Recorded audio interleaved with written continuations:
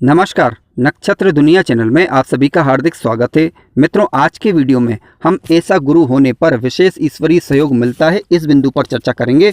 इसके अलावा कुंडली के 6वें, 8वें और 12वें भाव में गुरुदेव के फल क्या हो सकते हैं, यानी शुभ फल होंगे अथवा अशुभ फल होंगे, दोनों बिंदुओं पर चर्चा आज की वीडियो में करने का प्रयास किया गया है। यदि किसी भी कारणवश आपकी कुंडली में गुरुदेव के अच्छे रिजल्ट ना मिल रहे हों, तब आप कुछ उपाय भी कर सकते हैं। इनकी चर्चा भी आज के वीडियो में करने का प्रयास किया गया है। यदि आप चैनल पर नए हैं तो चैनल को सब्सक्राइब अवश्य करें और वीडियो यदि अच्छा लगे तो लाइक जरूर करें, ठीक है। और अन्य लोगों को भी ये वीडियो शेयर अवश्य करें ताकि जनमानस इसका लाभ उठा पाए। आइए शुरू करते हैं। मित्रों, गुरु ग्रह कुंडली के 6वें, 8वें और 12वें भाव में क्या फल देंगे, इस पर अभी हम विचार करने वाले हैं। परंतु उसके पूर्व गुरु ग्रह को समझ लेते हैं ताकि फलों को समझने में आसानी हो जाए। देखिए, आपकी किसी भी लग्न की कुंडली हो सकती है। गुरु ग्रह कुंडली के अंदर एक सकारात्मक ऊर्जा के रूप में देखे जाते हैं, यानी जिस भाव में बैठेंगे ये वहां पर ज़्यादातर शुभ रिजल्ट ही ये देते हैं, बशर्ते ये केवल नीच राशि के नहीं होना चाहिए, ठीक है। हालांकि ये नीच राशि के हो जाएं तब भी इनकी दृष्टि लगभग शुभ बनी रहती है। कारण उसका ये है क्योंकि ये नैसर्गिक रूप से शुभ ग्रह हैं। हालांकि कितने अच्छे रिजल्ट देंगे इस पर अभी हम विचार करेंगे, ठीक है। धन के कारक हैं। यदि आपकी कुंडली के अंदर गुरु शुभ होकर बैठे हुए हैं तो धन की स्थिति व्यक्ति के जीवन काल में अच्छी बनी रहती है।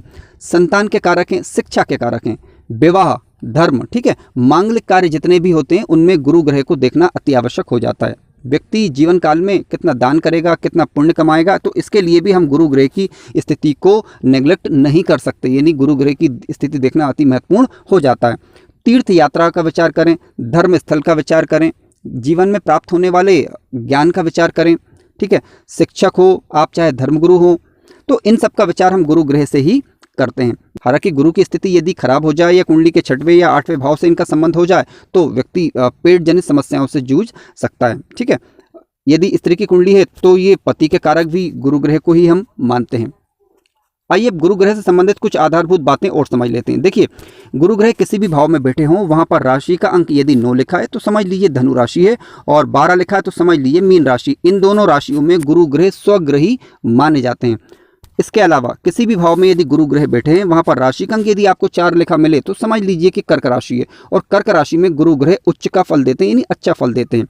किसी भी भाव में यदि 10 नंबर का राशि का अंक लिखा मिले तो समझ लीजिए कि मकर राशि, और मकर राशि में गुरु ग्रह के नीच फल मिलते हैं, यानी कह सकते हैं कि नीच के होते हैं गुरु ग्रह, तो यहाँ पर हम उनसे ज़्यादा अच्छे फलों की उम्मीद नहीं कर सकते। हालांकि हम दृष्टि प्रभाव की बात अभी नहीं कर रहे हैं।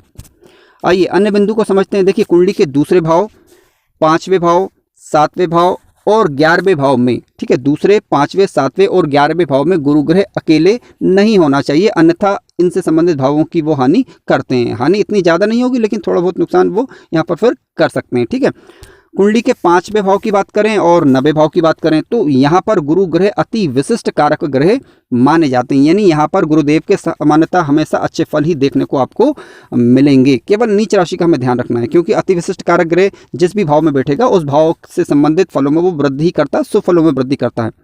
अब इनके भाव कारक की बात कर लेते हैं। देखिए, कुंडली के दूसरे भाव, 5वां भाव, 9वां भाव, 10वां भाव और 11वां भाव, इन भावों में गुरु ग्रह भाव कारक ग्रह माने जाते हैं। आइए अब बात करते हैं। आज का हमारा मूल बिंदु है कुंडली के 6वें, 8वें और 12वें भाव में गुरु ग्रह को समझना। मित्रों, आइए अब बात करते हैं गुरु ग्रह यदि कुंडली के 6वें भाव में बैठ जाए तब किस प्रकार के फल देखने को मिल सकते हैं। देखिए, कुंडली के 6वें भाव की बात करें तो यहाँ से रोग, ऋण और शत्रु, इनका विचार हम प्रमुख रूप से करते हैं। गुरु ग्रह यदि स्वराशि के होकर बैठते हैं, यानी स्वराशि कौन सी, धनु राशि या फिर मीन राशि या मित्र राशि की बात करें तो मंगल की राशि हो सकती है, जैसे कि मेष राशि या फिर वृश्चिक राशि हो सकती है, ठीक है, या कर्क राशि हो सकती है जहाँ पर वो उच्च के होते हैं। तो इन राशियों में जब गुरु ग्रह 6वें भाव में जब बैठेंगे तो होता यह है कि व्यक्ति शत्रुओं पर विजय प्राप्त करने वाला होता है। शत्रु जातक के सामने झुक जाते हैं, शत्रु होते भी हैं तो वो झुक जाते हैं और या फिर शांत हो जाते हैं। परंतु गुरु ग्रह जब यहाँ पर बैठते हैं तो हल्की फुल्की पेट जनित समस्या दे सकते हैं। हालांकि कानूनी मामलों में ऐसे गुरु व्यक्ति को विजय दिलवाते हैं। प्रतियोगिता परीक्षा में व्यक्ति सफलताएं अर्जित करता है, ठीक है, और धन की कमी से व्यक्ति नहीं जूझता। हालांकि धन की कमी उतनी अच्छी भी नहीं कही जा सकती, लेकिन सामान्य स्तर की धन की स्थिति व्यक्ति के जीवन काल में बनी रहती है, ठीक है। हालांकि गुरु ग्रह हो या फिर कोई भी शुभ ग्रह हो, 6वें 8वें या 12वें भाव में बैठना उनका शुभ नहीं माना जाता, लेकिन क्योंकि स्वग्रही होकर बैठे हैं, मित्र राशि के होकर बैठे हैं, तो ज़्यादा यहाँ परेशान वो नहीं करेंगे, बल्कि शुभ रिजल्ट ही देने का प्रयास करेंगे। देखिए होता यह है कि कोई शुभ ग्रह जब 6वें 8वें या 12वें भाव में बैठता है तो वो उस घर की समस्याओं को दूर करने का प्रयास करते हैं, जिसके कारण वह अपेक्षाकृत कमजोर हो जाते हैं। ठीक है, अब मान लीजिए कि गुरु ग्रह यहाँ पर नीच राशि के होकर बैठ जाएं।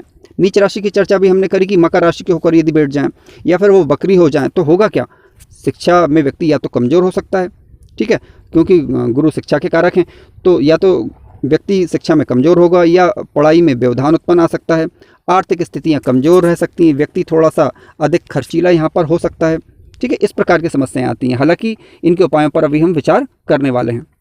मित्रों आइए विचार करते हैं, गुरु ग्रह यदि कुंडली के अष्टम भाव में बैठ जाए तब किस प्रकार के फल देखने को मिल सकते हैं। देखिए कुंडली के अष्टम भाव की बात करें तो गुरु ग्रह जब यहाँ पर स्वराशि, मित्र राशि या उच्च राशि के होकर बैठते हैं तो जातक गहन विषयों का जानकार होता है, आध्यात्म में रुचि लेता है, धर्मशास्त्रों में व्यक्ति की रुचि होती है, व्यक्ति रहस्यात्मक चीज़ें, गोपनीय चीज़ों को आसानी से जान पाता है। जीवन काल में विपत्ति आने के दौरान या अचानक घटना घटने के दौरान जातक को ईश्वरीय सहयोग प्राप्त होता है। ईश्वरीय सहयोग का मतलब ये है कि उन कार्यों से, उन विपत्तियों से, उन घटनाओं से व्यक्ति की रक्षा किसी न किसी रूप में हो जाती है। ठीक है, तो इस प्रकार का ईश्वरीय सहयोग व्यक्ति को मिलता है। धन की मात्रा पर्याप्त जीवन काल में बनी रहती है। जातक पराक्रमी होगा, ठीक है, और घर में सामान्य प्रकार का एक सुख बना रहेगा। सामान्य प्रकार का सुख इसलिए हम बोल रहे हैं क्योंकि गुरु अष्टम में बैठे हुए हैं, तो अष्टम भाव की जो बुराइयां होती हैं उन्हें दूर करने का गुरु प्रयास करते हैं, जिसके कारण वह अपेक्षाकृत थोड़े से कमज़ोर बन जाते हैं। ठीक है, लेकिन कुल मिलाकर यदि देखा जाए तो जीवन की आयु में वृद्धि करने का कार्य गुरुदेव यहाँ पर करते हैं, तो ज़्यादा दिक्कत वाली बात यहाँ पर फिर नहीं होती। हालांकि शिक्षा की दृष्टि से देखा जाए तो थोड़ा सा ये कमज़ोर हो सकते हैं। अब मान लीजिए कि गुरु ग्रह यदि नीच राशि के होकर यदि 10th हाउस में, अष्टम भाव में यदि बैठ जाएं, ठीक है, अष्टम भाव में यदि गुरु ग्रह नीच राशि के होकर बैठ जाएं तो होगा क्या? शिक्षा में या तो बाधा आएगी या विलंब आएगा या अड़चने आएगी। ठीक है, पिता के साथ अथवा पुत्र के साथ मतभेद होना, इस प्रकार की दिक्कतें आ सकती हैं। जातक थोड़ा सा कमज़ोर हो सकता है, आलस्य की प्रवृत्ति व्यक्ति के साथ रह सकती है। ठीक है, आर्थिक स्थिति थोड़ी सी डामाडोल हो सकती है, यानी व्यक्ति यानी गुरु ग्रह जिन बातों के कारक हैं, जिन चीज़ों के कारक हैं, उनमें कमी देखने को फिर यहाँ पर मिल सकती है। आइए बात करते हैं, गुरु ग्रह यदि कुंडली के 12th हाउस में बैठ जाए तब किस प्रकार के फल देखने को मिल सकते हैं। मित्रों ध्यान रखें, गुरु ग्रह यदि स्वराशि, मित्र राशि या उच्च राशि के होकर कुंडली के कारक ग्रह बनकर यदि बैठे हुए हैं तो गुरुदेव के अच्छे रिजल्ट देखे जा सकते हैं। जातक धार्मिक कार्यों में, अच्छे कार्यों में खर्च करने वाला होगा, यानी अच्छी चीज़ों में ही व्यक्ति खर्च करेगा।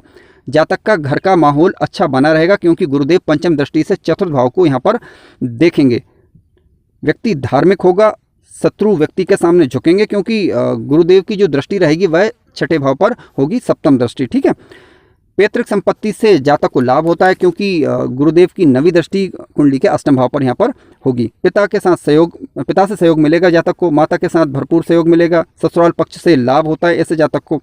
लेकिन मान लीजिए कि गुरु ग्रह यदि नीच राशि के होकर बैठ जाएं तब क्या होगा? जातक व्यर्थ की बातें करने वाला होगा, व्यर्थ के खर्च करने वाला होगा, आलस्य की प्रवृत्ति जातक के अंदर रह सकती है, रूखा स्वभाव देखने को मिल सकता है। ठीक है, यह शिक्षा या फिर संतान या फिर धन, जिन चीज़ों के गुरुदेव कारक हैं उनमें कहीं ना कहीं थोड़ी बहुत परेशानी देखने को मिल सकती है।